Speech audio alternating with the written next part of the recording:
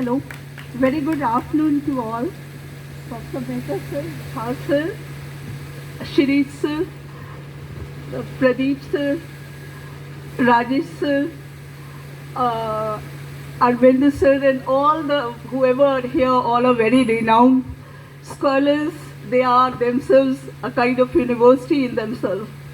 So I have to gain much strength or before speaking in front of you all when two great scholars have already spoken prior to me, and I have to speak.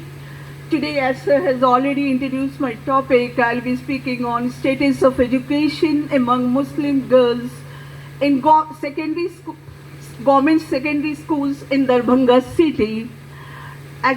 Before the start, I must tell you that actually I hail from Jharkhand. Now it's Jharkhand. Earlier it was full Bihar. And after marriage, I came to Darbhanga city, and I'm staying here from quite a long time. And I wanted to know about the conditions of Muslim girls' education in this particular place, and that especially in the government school.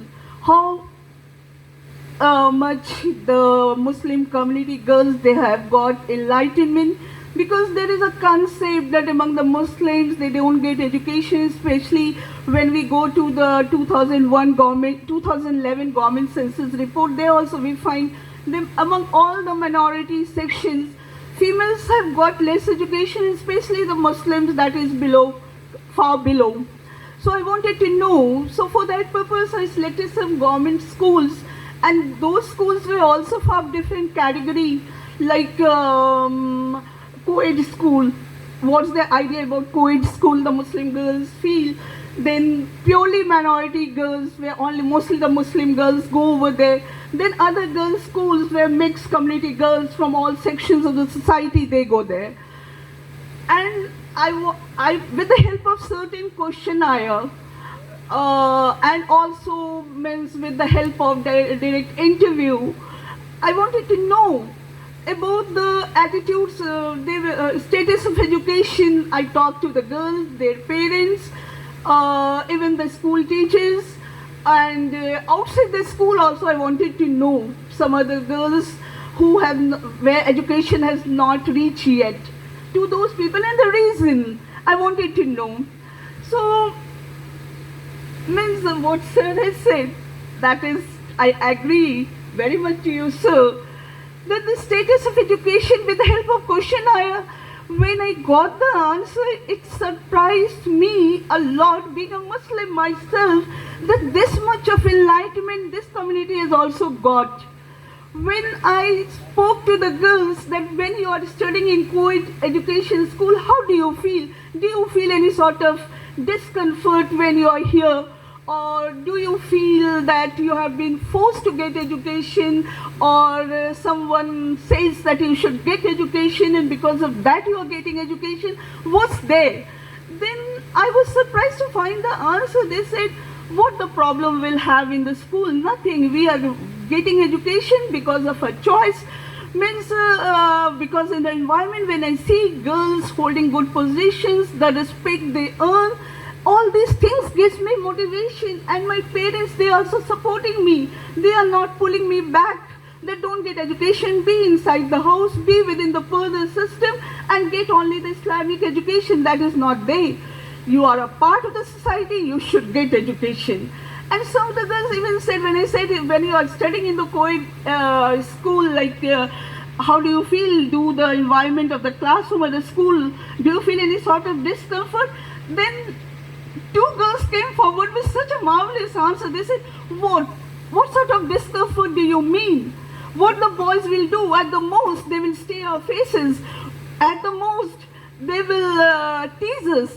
But these things are not to be taken care of when you want to achieve a goal. Let them stay the faces. Let them look at you. Let them tease you that you are very intelligent, you are so sincere in the studies, but education means getting education, and I am here. Then about the parents' attitude, when I wanted to know, then about the parents also, they said, my parents are supporting. We are coming from very marginal family. parents' education, when I got an idea, most of the female members of the house, they are either illiterate or they have maximum qualification that the girls were interviewed, that was intermediate, and for the father, right from illiterate to graduate. But parents are cooperating them in the education. Some of the, when I interviewed the parents, they said, see, I was in the Gulf, but I saw that my daughters are not getting proper education. My wife, she's finding hard to manage the family because I left my job in Gulf. Here I am driving auto. Someone said I am doing tailoring to give education to my daughter. They carry the tiffin for their daughter if they don't go to school without breakfast.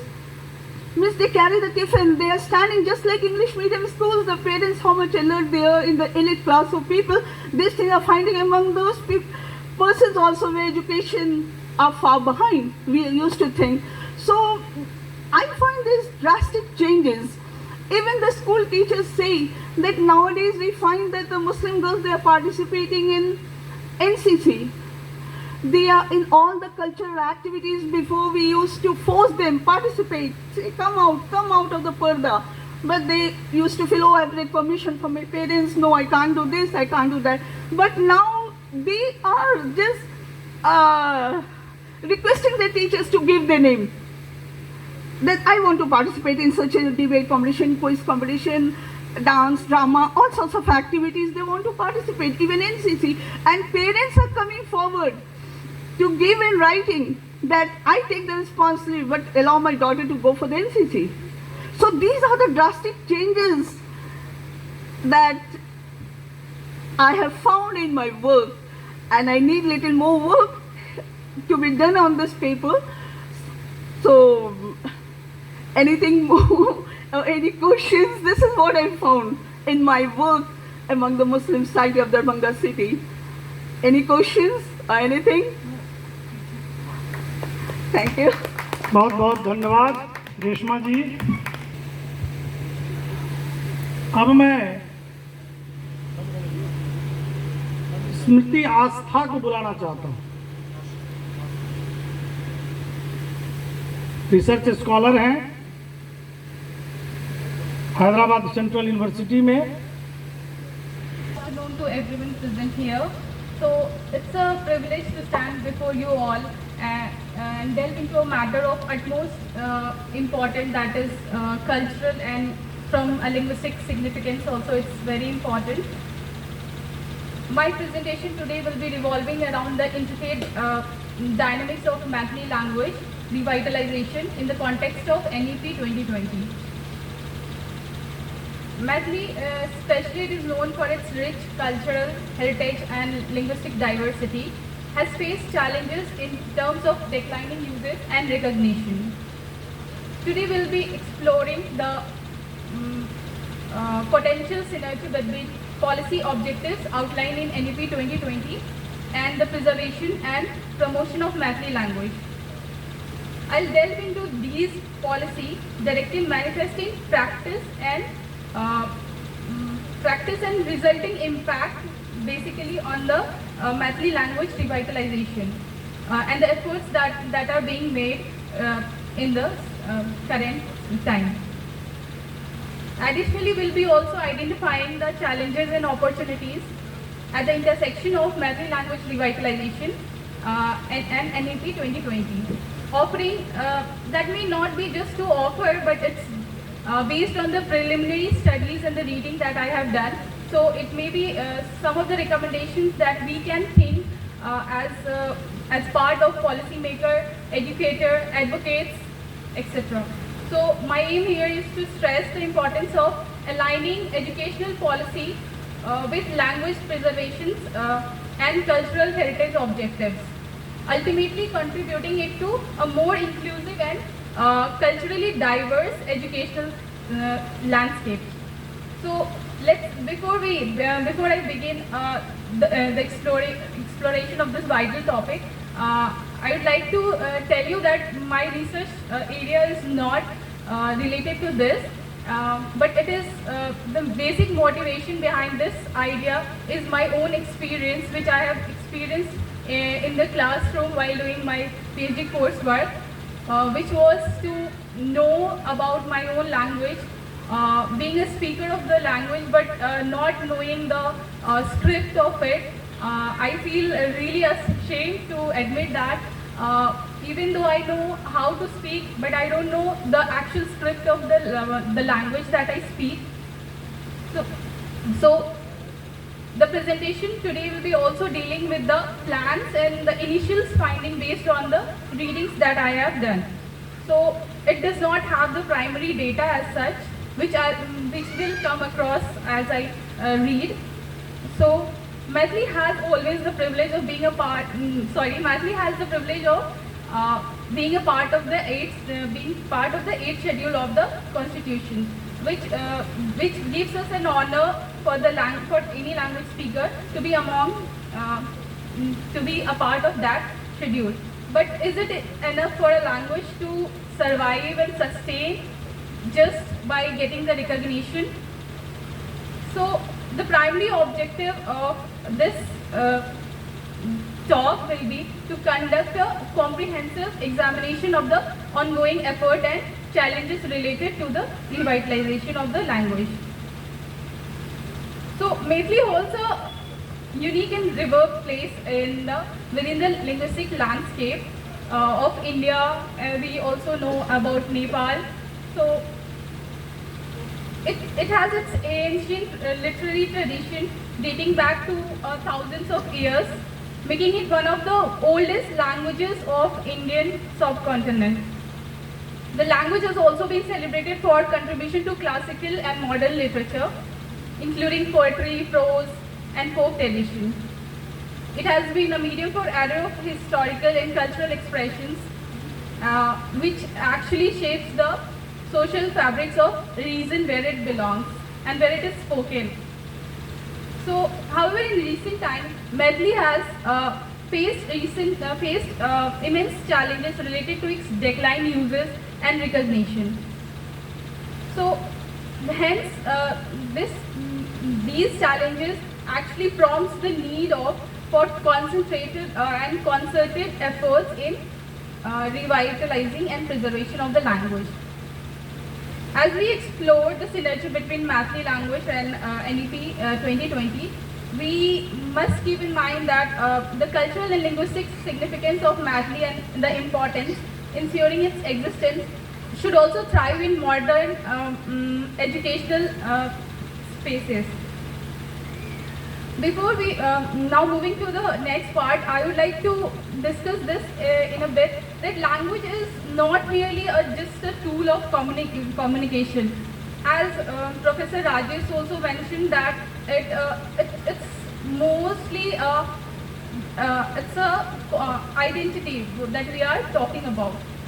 So when we neglect the preservation of a language like Maithili, we actually risk the losing of not only a form of communication but an entire cultural ecosystem.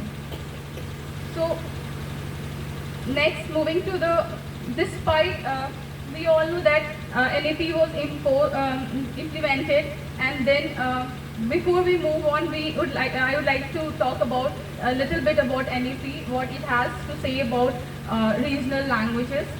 NEP 2020 is a significant and comprehensive document introduced by the Government of India. It outlines a transformative vision for country's education system, with primary goal of making India a global knowledge superpower. This policy addresses various levels of education from early childhood to higher education, and it emphasizes inclusivity, equity, quality and flexibility in educational spaces. One of the central aspects of NEP 2020 is its focus on multilingualism and promotion of regional languages. It recognizes the diversity of languages in India and importance of preserving and promoting them. NEP also acknowledges the language are not just the tools of communication, but it is repository of culture and identity. It encourages the use of mother tongue or regional languages as a medium of instruction at primary level. we often see that we are being given higher educations. We have options for Mathili, but we do not have Mathili language at elementary primary education. Despite primary education in mother tongue being a salient feature of the new NEP, how many primary education, how many Mathili medium primary education exists in Bihar, especially in the region like Darbhanga, Madhubani, where people talk and they are native to this language. And if we do not have schools, how are we going to implement this policy? What about the practice of this policy? What are the, where are the study materials and books that are essential to be prepared to impart any education or to impart education in that languages. Then moving to that, we also need effective pedagogy, teachers training, and evaluation system, and all these things. So how prepared are we to actually practice those policies? How ready are we to implement those policies? It's not just a question for the government, it also as a native speaker and as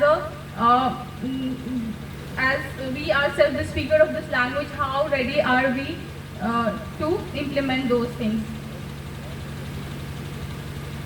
So there are definitely different challenges that we have in making it a practice, but certainly we are hopeful that in the coming time, because of the youth participations and digital initiatives, definitely time is going to come which we'll see where we will be seeing the effective steps need to be taken. But for now, these are some of the questions which I have thought, and I would like also to get feedbacks and suggestions, maybe to so that I can read in this topic, and maybe I can develop a paper out of it.